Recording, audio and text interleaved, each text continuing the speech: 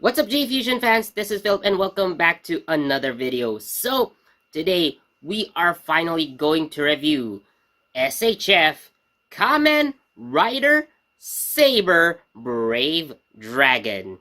Now, before I begin, I would like to remind everyone that this video is not intended for viewers under the age of 13 and we are not sponsored, so please be advised. And I am also wearing the Kamen Rider t-shirt that we got from the Kamen Rider Store. If you haven't seen that video yet, link is down in the description. Actually, it's also where we got this guy right here. So anyways, let's review. Now, you notice that I'm already holding the figure in my hand because originally I was going to unbox it, but things happened during the recording of the first take, so what else can I do but just move on. I'm not gonna put it back in the box just to unbox it again, I don't like that hassle. Okay, so anyways, this is our figure right here. So you can see that he is also holding the Kain Kendeka. So here is the blister. We have all the other hands included. Now, by default, he comes attached, or the ones attached are the fist parts. So, I already took them out. And for the hands, so here, this is actually a piece of armor that you have to remove and attach to each hand each and every time that you're going to replace it. So other accessories include, well, this Wonder Ride book right here, which is blank, but you can remove it like so. But again, it does nothing. And you probably don't have a hand to hold it with. I'm not sure if the other open hands do hold this, but I'm just gonna keep it here. Now, as for the Seiken Sword Driver, it does have again the hole where you plug in this Wonder Ride book. There are actually two, so one on the right and one in the center. However, there is no hole for the left side, so you can only put two books at a time if there are any other books that you can put, for example. But yeah, that's just how it is. Now, we also have the belt. I think the holster. Let's try if you can actually put the sword into the holster right here. So there, nope, I don't think it can. It's too big. Now, one thing that I also noticed is that the Seiken Sword Driver has a hole right here that you can see, but because of the Kain Kendeka being in its full size, proportionally speaking, in proportion to the figure, it's too big to fit in the hole. You can't fit it in. But that's okay. I'm pretty much just gonna have him grip the Seiken Sword Driver like this for the rest of the video. Anyways, so, right. So, as I was saying before the recording of this video, so I've already decided to just put the more dynamic hands, and also the grip hand for the Kain Kendeka. So that's what I am going to do. Now let's take a look at the articulation. So starting with the head, it can go up, down, side to side, and can also go 360. Just be careful at the back, but yeah, it can. Yep, it can do a 360 spin. There's just this part right here that you have to be careful of. So it does. Now as for the arms, the right arm, you have to be quite careful because of this dragon head right here. So the dragon head has eyes that are beads. So there are also some sharp edges here, so be careful not to break it. And I'm actually having the head tilt to the left a little bit so that I can put the dragon. So you can actually kind of almost put a 90-degree stretch onto the right side. Now, because of the left arm, you have more freedom.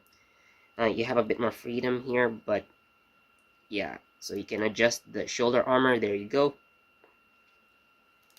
But because of this right arm here, or the right shoulder rather, it's attached to the shoulder, but on the left side it's attached to the arm. So I just knocked over the Wonder Ride book. I probably would have to glue it sometime, and you know, just so it doesn't move anymore. I probably should do that. It's quite easy to knock off if you're not careful. So anyways, let's put down the arm. So for the torso, maybe not yet. So for the torso, of course, the upper torso does move around. Now, be careful because you have this peg on the back, right, as part of the armor, and you don't want to break that, of course. So be careful when moving it. Now, you also have the lower waist, actually, so you can turn the waist around, and actually the belt is not fixed into place, so when you turn, the belt also turns around freely, so you can adjust it whenever you need. There's a book holster on the side as well, but again, it doesn't have any books that can be held anyway. So let's put it back straight onto alignment. All right, so we have here this robe. It's made of softer material, so you know it's flexible, you can bend it, and it's not gonna get in the way of the legs so much. Now let's look at the leg articulation. Actually, we're going to start at the left side because this one is open, and you can kind of you know, place the leg sideways, but not so much. You can kick it forward. Okay, so double jointed knee. The legs are on a joint as well, and you can kind of bend it like so, but not too much.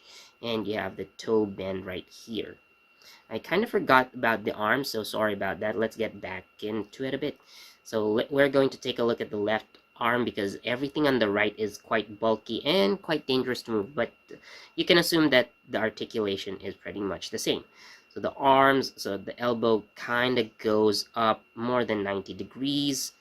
So you have an upper arm joint right, just right here in the arms, because you can't see the black suit, but on the red side, yeah, you can.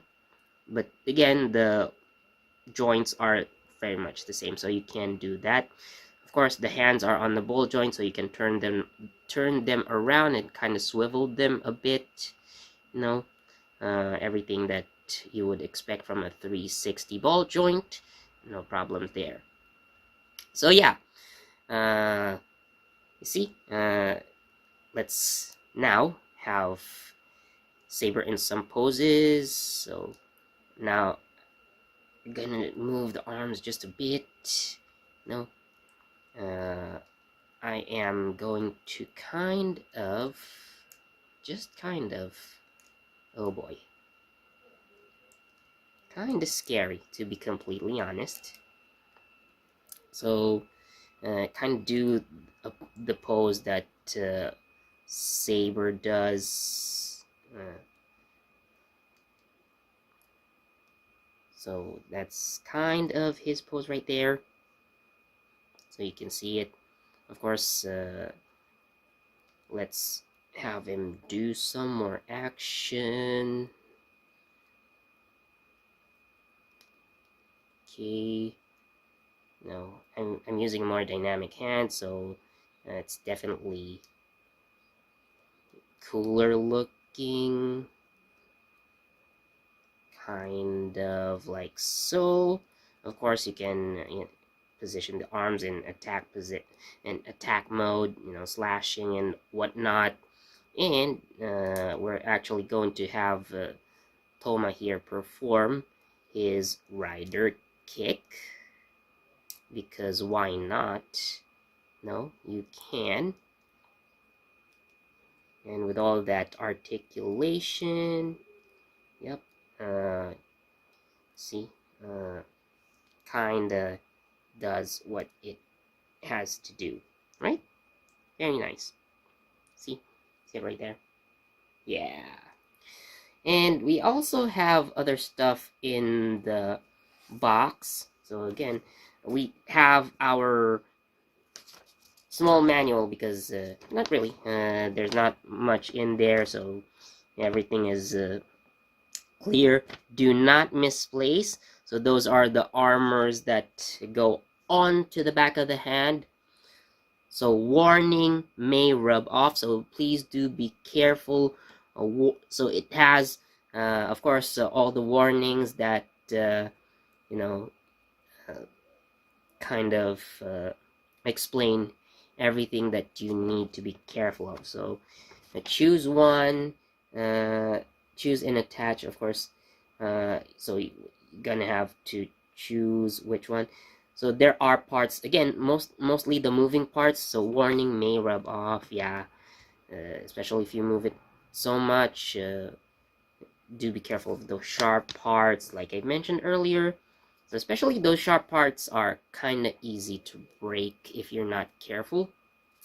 So anyways, so we also have inside the box, so is a promotion for Kamen Rider blades. Now, actually, when I went to the Kamen Rider store, this was the only other SHF that they were selling.